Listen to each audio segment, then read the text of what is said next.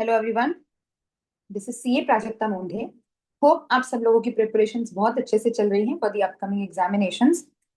As I have already released the RTP for May 26 examination, CA finals. This is the judicial update that has been released for the May 26 examination. As we already discussed, they have not given any statutory update. So, जो latest edition है study material का, that contains all the relevant updates that are applicable for your examination, है ना? Now let us discuss the case laws one by one. बहुत ज्यादा नहीं है और बहुत ज्यादा difficult भी नहीं है, simple case laws हैं, we can cover it up. Case laws पे questions आने के chances हैं because these are specifically newly added case laws, है ना? प्रकाश डी कोरी वर्सेस ITAT, क्या क्वेश्चन केस है, इशू क्या है देखते हैं. Whether a subsequent ruling of the court, just a second. Whether a subsequent ruling of the court can be a ground for invoking provisions of section 254(2) by the tribunal to rectify its own order. So tribunal के पास एक basically right होता है to invoke its own revoke, so basically rectify its own order. But there are certain conditions कि कौन सी चीजों को आप rectifiable मान सकते हो, right? That which mistakes can be considered as rectifiable for which the tribunal can rectify its own order. ठीक है, तो क्या केस है? Assessing officer had disallowed 24.74 lakhs under section 3615A, that is employee contribution to provident fund or employee contribution to insurance, employee welfare funds, which was deposited belatedly. Tribunal allowed the deduction holding that the due date paid were within due date of return of income. तो अभी तो चलो आप लोगों को clearly पता है कि 3615A जो है वो क्लियरली बोलता है कि due date of the fund, है ना? तो अगर पीएफ एक्ट के बाद डिपॉजिट हुआ है तो डिसअलाउ हो जाएगा, भले ही 139(1) के अंदर हुआ है. लेकिन इसको ये क्लैरिटी आई, सुप्रीम कोर्ट का एक जजमेंट आया जिसकी वजह से ये सब चीजें क्लियर हुई. There were a lot of miscommunications before that judgement. तो सुप्रीम कोर्ट का जो चेकमेट का जजमेंट आया held that the deductions in respect of employees contribution to PF and ESI are permissible only if the amounts are deposited within the due dates under the respective statutes. ऐसा वहां पर उन्होंने clear किया. So after that decision it was clarified कि नहीं ठीक है चलो हमको आगे से क्या करना है, बट जो पीछे हो गया था उसका क्या हुआ. तो अब उन्होंने क्या बोला है,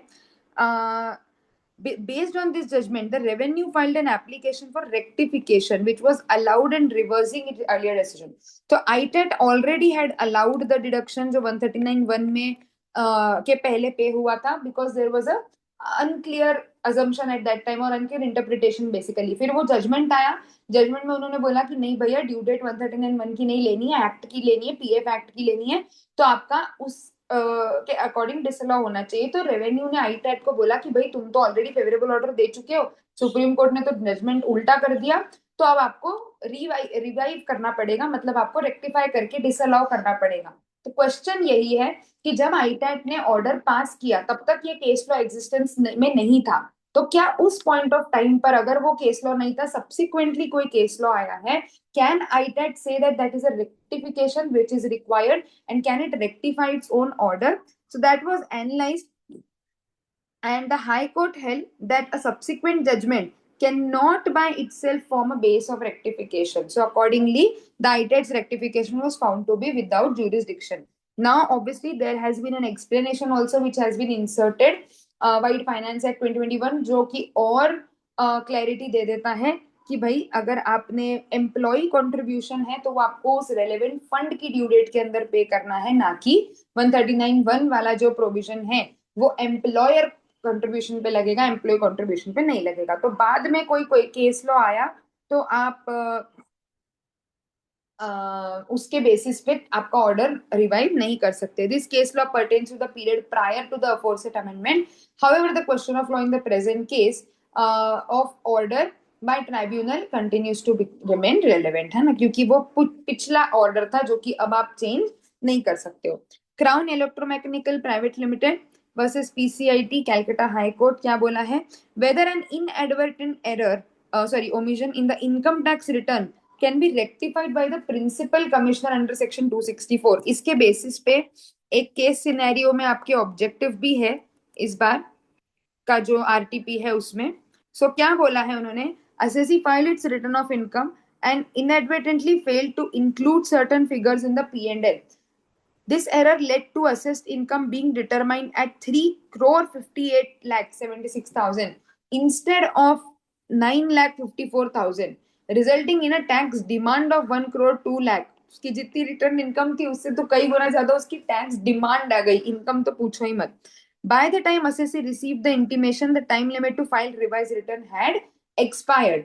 Consequently, the assessee filed a revision petition. उसने 264 में revision petition file करा, relying on the tax audit report to support the correct profit figure. Having regard to the tax audit reports, it was contended that the profit is only 954, जो कि गलत determine हो गया था सिर्फ ITR form में गलत फाइलिंग होने की वजह से. हाई को पीसीआईटी रिजेक्ट कर दिया. पीसीआईटी ने बोला भाई तुम्हारे पास, तुमने गलत फाइल किया है, तुमने रिवाइज रिटर्न फाइल नहीं किया, हम इसमें कुछ नहीं कर सकते, हमारे ज्यूरिसडिक्शन के बाहर है, हमारे पास इसकी अथॉरिटी नहीं है. हाई कोर्ट ने बोला revisional authorities empowered to grant relief even in cases where the mistake is committed by the assessee. This is a genuine mistake, bona fide mistake. 9 lakh की इनकम वाले को आप 3 करोड़ पर लेके चले जाओगे, 1 करोड़ की डिमांड भरवाओगे, practically it is not at all a genuine case है ना. This is leading to genuine hardship to the assessee. The principal commissioner erred in rejecting the petition and therefore it was remanded back for reconsideration. अगर genuine है, गलती है, at least आपको consider करना पड़ेगा. हाँ, अगर आपको समझ में आता है कि नहीं वो मिस्टेक है ही नहीं, कुछ और ही चीज है, assessee एक्चुअली इनकम छुपा रहा है वगैरह वगैरह, that is a different thing all together. But at least that application has to be considered. You can not reject कि भाई तुमने तुम्हारे रिटर्न में गलत फाइल किया तो अब हम कुछ नहीं कर सकते. So that was wrong. ठीक है. प्राइड फॉरमर ऐसे versus CIT Supreme Court. Whether mere failure to obtain a business contract would be sufficient to hold that the assessee had ceased its business activities in India. ये भी अच्छा case हुआ है.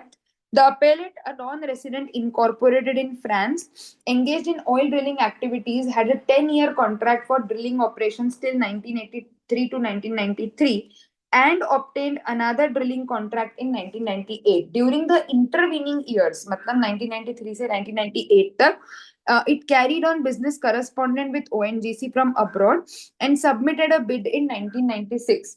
It incurred administrative expenses and filed nil return wherein it only credit interest और income tax refunds, और उसने set off कर लिया उसका unabsorb business expenditure and business loss against the said income. The AO and CIT appeal disallowed the business expenditure कि भाई तुम्हारे पास कोई कॉन्ट्रैक्ट नहीं था, कोई डॉक्यूमेंट नहीं था, तो हम नहीं मान सकते कि आपने कोई बिजनेस कैरी ऑन किया है. The tribunal, taking note of the correspondence and bid, treated the relevant period as a temporary lull and allowed the claims. However, the High Court reversed the order on the ground that the appellant did not have any permanent establishment and correspondent from its foreign office. It cannot be said to carry on business in India. तो पहले तो ये बात हुई कि कोई business नहीं हुआ है, कोई डॉक्यूमेंट्स नहीं है, कुछ नहीं है. ट्राइब्यूनल ने बोला कि नहीं देखो बातचीत चालू थी, कॉन्ट्रैक्ट नहीं था, बट मेल वेल हुए हैं, जो भी हुआ है, लेटर हुआ है, चलो उस समय पर जो भी करस्पॉन्डेंस हुआ होगा उतने पुराने समय में, और 1996 में इसने बिड भी सबमिट करी, मतलब ये इंटरेस्टेड तो था, बिजनेस तो चालू था. तो टेम्पररी हो सकता है 3-4 साल के लिए उन्होंने बिजनेस थोड़ा स्लो डाउन किया, लल है, लल पीरियड है, but it does not mean कि बिजनेस बंद हो गया है, तो अलाउ कर दिया क्लेम. लेकिन हाई कोर्ट ने बोला नहीं, हमारे पास तो कोई डॉक्यूमेंट नहीं है, ना ही बिजनेस इंडिया में हो रहा है, उसका कोई प्रूफ है, कोई परमानेंट एस्टेब्लिशमेंट नहीं है, तो हम नहीं बोल सकते कि इंडिया में बिजनेस हुआ है. अब आई बात सुप्रीम कोर्ट की. सुप्रीम कोर्ट ने ऑब्जर्व किया that during the intervening years non-resident company had continuous business correspondence regarding hiring of manpower, expert personnel for drilling, है ना, but and even unsuccessfully submitted a bid. वो unsuccessful हो गई, but आप कोशिश तो कर रहे थे. The tribunal rightfully noted that the business going through a lean period could be revived if proper circumstances arose, must be termed as lull in business and not a complete cessation. उसकी कोशिशें जारी थी revive करने की, वो clearly दिख रहा था. It was said that it cannot be said to carry on a business in India because it did not have a permanent establishment and it was carrying on business with foreign office, was wholly fallacious and contrary to the very scheme of act, which does not require a non-resident company to have a permanent office within the country to be chargeable to tax on any income in India.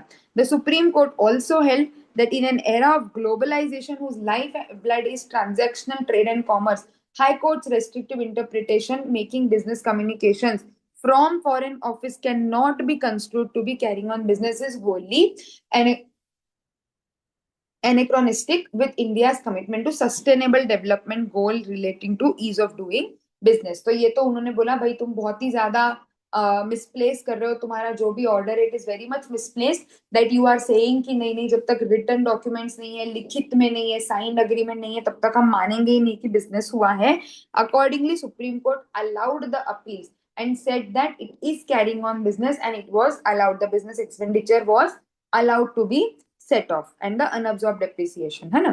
Now coming on to the last one, CIT versus Salesforce Singapore Pte Limited 2025 Supreme Court, again a very common issue, royalty in case of subscription after whether software subscription fees can be considered as a royalty or not. Subscription fees received for providing access to customer relationship application, whether it is taxable as royalty or not.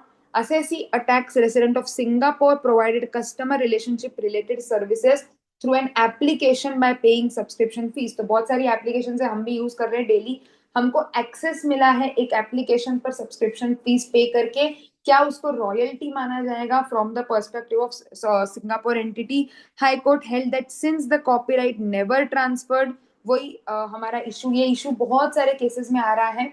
So basically the whole concept is, अगर copyright transfer नहीं हो रहा है, जब application है आपको सिर्फ access मिला है उस एप्लीकेशन का, मेरे पास उस कॉपीराइट को ऑल्टर करने का कोई राइट नहीं है, तो मेरे पास कोई रॉयल्टी नहीं, मुझे मैंने पे करी उसको जिसके बदले में मुझे उस एप्लीकेशन को चेंज करने का कोई राइट मिला है, ऐसा नहीं है. Since the customer was merely accessing the application to take advantage of the analytical attributes, it cannot be said to fall within the ambit of FTS as per the ये. तो ना तो इसमें कोई टेक्निकल सर्विस इन्वॉल्व है, ना ही इसमें कोई रॉयल्टी इन्वॉल्व है. So this will not be considered as FTS as per the Article 12A, 12(4) of the Double Taxation Avoidance Agreement. The Supreme Court on a petition of SLP did not interfere with the decision of High Court, thus it attained its finality. So basically दोनों cases में इन्होंने वही किया है कि it is not accessible under section 9.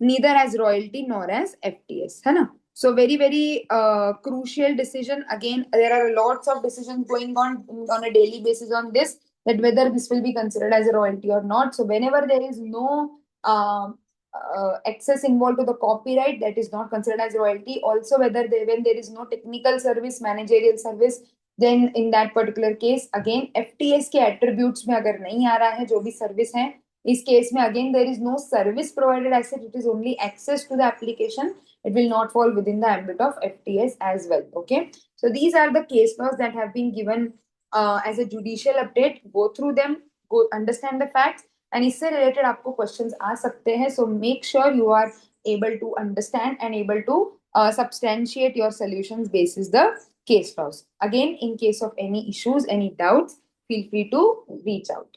All the very best for your examinations and do your best.